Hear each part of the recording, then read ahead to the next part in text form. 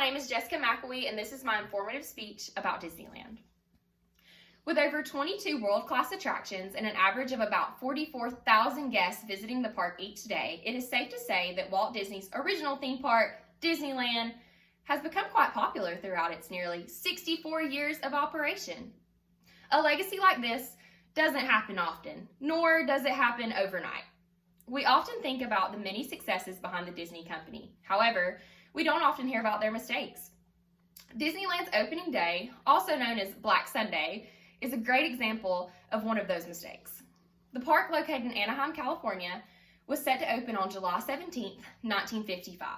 After years of planning, preparation, and after building a pretty significant debt, Walt was finally ready to open his dream park. The only problem was everything that seemingly could have went wrong pretty much did.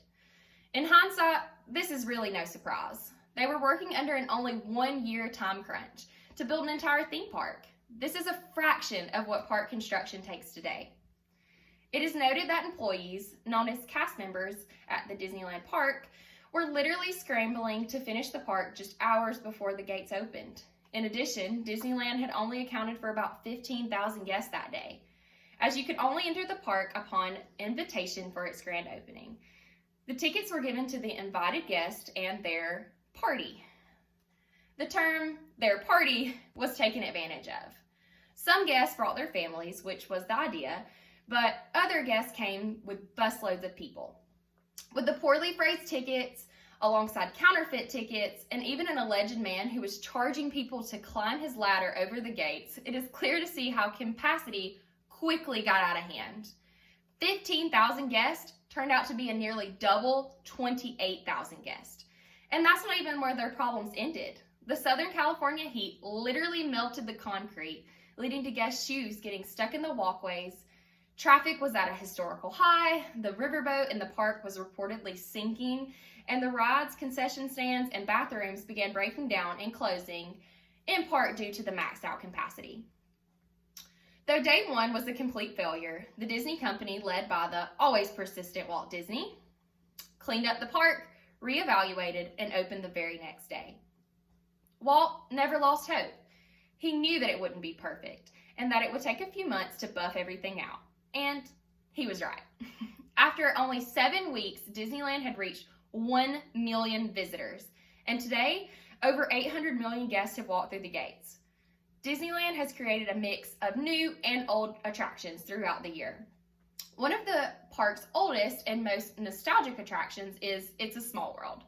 The boat ride debuted in the 1964 World's Fair in honor and representation of the children of the world. Walt teamed up with Mary Blair for the project.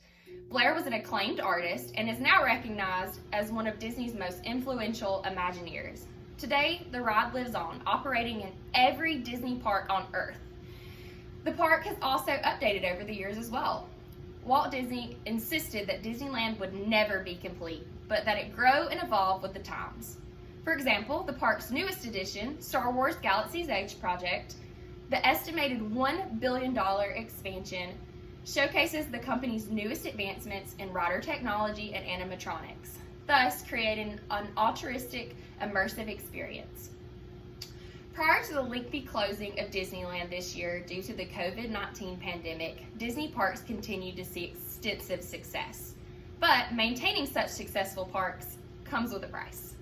It is estimated that Disneyland in Anaheim alone spends $396,000 on employee pay, $1.69 million on landscaping, $50,400 on park cleaning, $50,000 on fireworks, $147,000 on hotel operations, and $211,250 on material costs like ingredients for food and merchandise.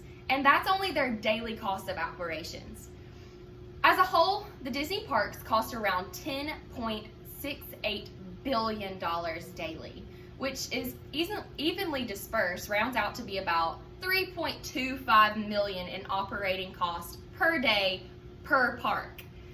After exploring the history of Disneyland, looking into many of its theme parks, most popular rides, and evaluating ticket and merchandise sales, we are able to better understand the complex system that surrounds Disneyland in Anaheim, California.